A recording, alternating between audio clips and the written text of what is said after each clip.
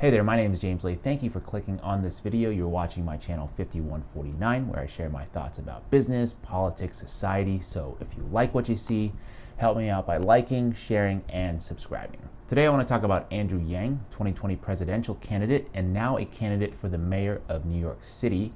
And specifically, I'm going to break down the 3 reasons why I think Andrew represents the candidate of the future. A lot of this video draws on his recent Yang Speaks podcast conversation with social psychologist Jonathan Haidt.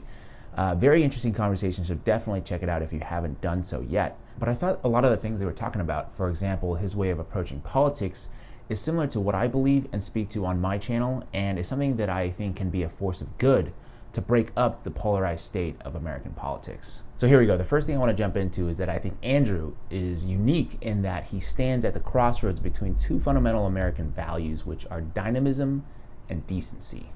Dynamism, defined by the Oxford English Dictionary, means the quality of being characterized by vigorous activity and progress. So dynamism is usually used to describe a vibrant capitalist economy. Things are going well, businesses are growing, people are making more money, that kind of thing. Decency in this context can be defined as things required for a reasonable standard of life. Is the wealth that we're accumulating distributed proportionally amongst different groups of people?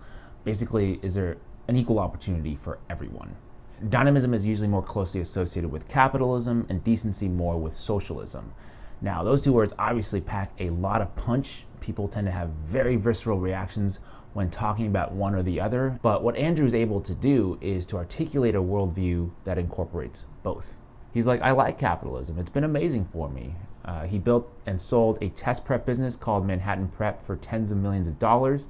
And he's since gone on to other entrepreneurial ventures and, of course, running for president. But he also acknowledges, very reasonably, that we need to redefine capitalism to measure a country not only by how dynamic an economy is, but also how well its citizens are doing, which is why he advocates for replacing the current accepted measures of economic health, such as GDP in the stock market, with other metrics that more accurately measure how well the average citizen is doing. Metrics like median income and standard of living, infant mortality, health-adjusted life expectancy, etc. This appeal, I think, strikes a chord with multiple groups and can potentially build a large coalition of voters, people who are pro-business, pro-entrepreneurship, people who like the idea that hard work should be rewarded, with people who are more progressive, the so-called democratic socialists, people who feel like the government has a certain responsibility in making sure its citizens can't be exploited by corporations and fall victim to the ugly byproducts of capitalism. The second reason why I think Andrew represents a new political order has been his embrace of this idea. David Rubin has unfortunately ruined ideas for all of us. Starting over, the second reason why I think Andrew Yang represents a new political order has been his embrace of this concept termed by Professor Haidt as talking to the elephant. In his book, The Righteous Mind, Haidt invents a very useful metaphor for understanding how the rational and emotional parts of our minds interact when talking about topics such as politics or religion. Haidt describes that our mind is divided into 2 parts, an elephant and a rider. The elephant is the emotional or intuitive part of our mind, and the rider is the rational part of our mind. The elephant is much bigger and stronger and is ultimately in charge. The rider, who represents the slower, more reasoning part of the human psyche, can try to influence, steer, reason with the elephant, but ultimately, the elephant kind of does what it wants to do.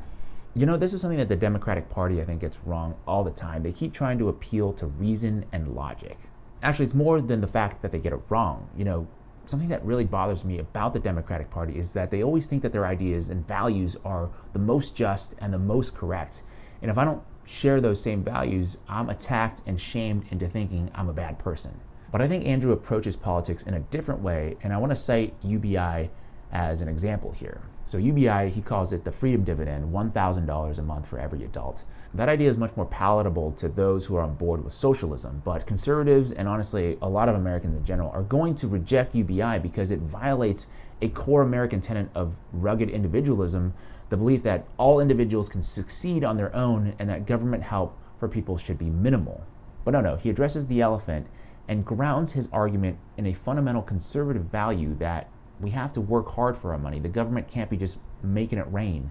You got to make that happen on your own. But there's a problem in that the market misprices the value of certain work, such as caretaking and child rearing, and that market inefficiency must be corrected so that people are fairly rewarded for their work. Returning to the metaphor, he was able to motivate the elephant by appealing to the fundamental value of hard work, and then direct the rider by logically reasoning how we should equitably reward this hard work. And ultimately, he succeeded by shifting the Overton window and reshaping the conversation around UBI.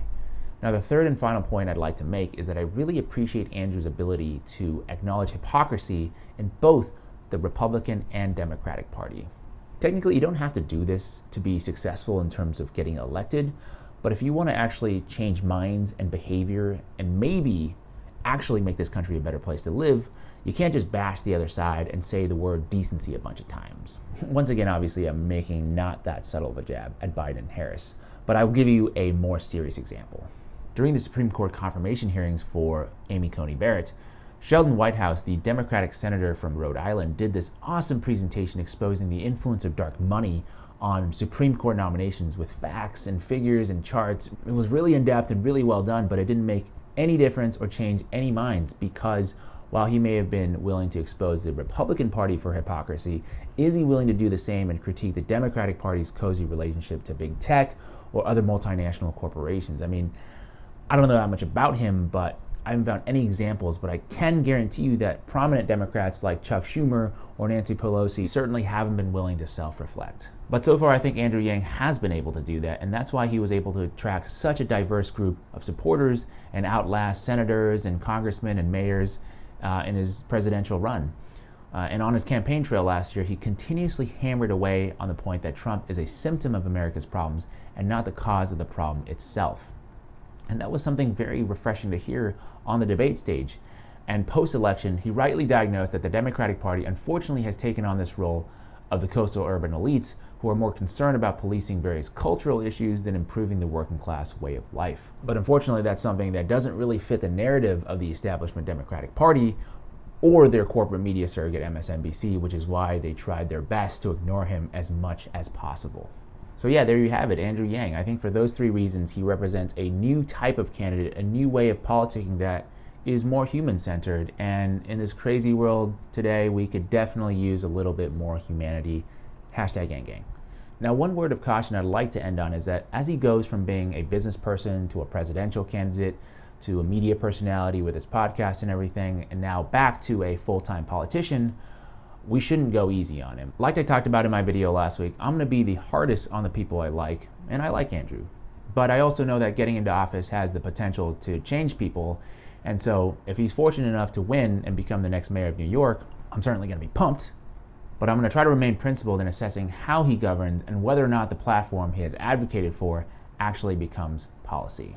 That's it. Thank you so much for watching. I haven't talked about Andrew too much on my channel yet, but as he progresses more into politics, I'm sure he's going to pop up more and more in my discussion. So I'm curious to hear your thoughts about Andrew. So please be sure to leave a comment below and let me know what you think. If you enjoyed my video, please give it a like, share it, subscribe, do the notification bell thing. Lastly, as always, thank you so much for a few minutes of your time, and I will see you next week.